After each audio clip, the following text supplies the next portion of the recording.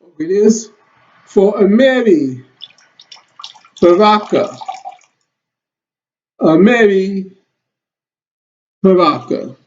Amiri Baraka, born around, I believe, 1925 or so. He passed away or made his transition, I think it's 2014. 2014, Amiri Baraka, the poet or author.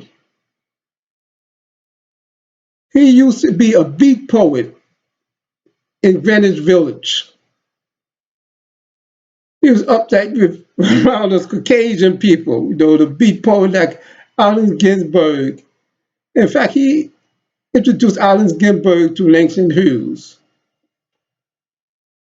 Amiri Baraka from Newark, New Jersey. And he was all like with white people in the beat poet.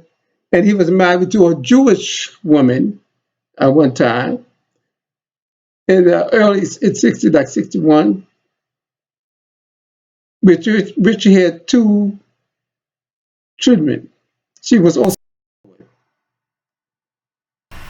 another white woman who was his mistress. He had a child by. Then when he went to Cuba, he was criticized because they said he was just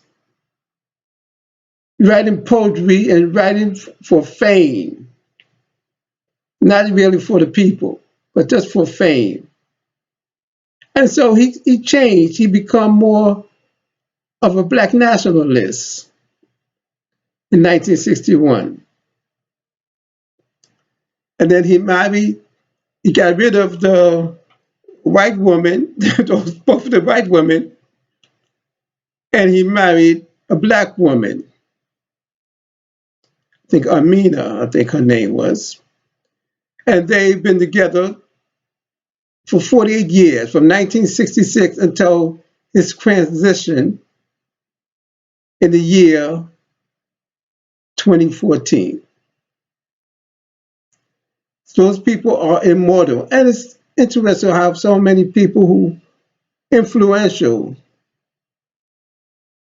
was hooked up with a Caucasian.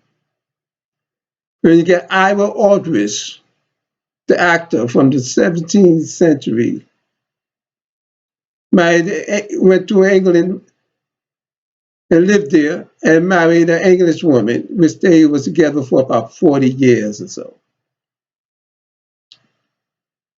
Then he got Marian Anderson, one of the greatest contraltos. She lived to be 96. She was married to a Caucasian man. Then you got Maya Angelou, the author who wrote the case was saying she was married to several Caucasian men, even through a brief time. I think the longest was about 3 years, and the other one was about 1 year. James Baldwin, even though he is gay or homosexual, but his sexual partner, was a white man there in Paris. So you get all of these, a lot of them that was married or influential black people. Influential was hooked up with Caucasian people. And that's the sin. And we like to say we all have flaws. Look like we all have some big flaw that have to be talked against. It's big, it's not small. You say, oh, we could marry whoever. That's procreation. That's life itself. When you procreate with others, you tamper with life. And we were meant to be immortal and eternal.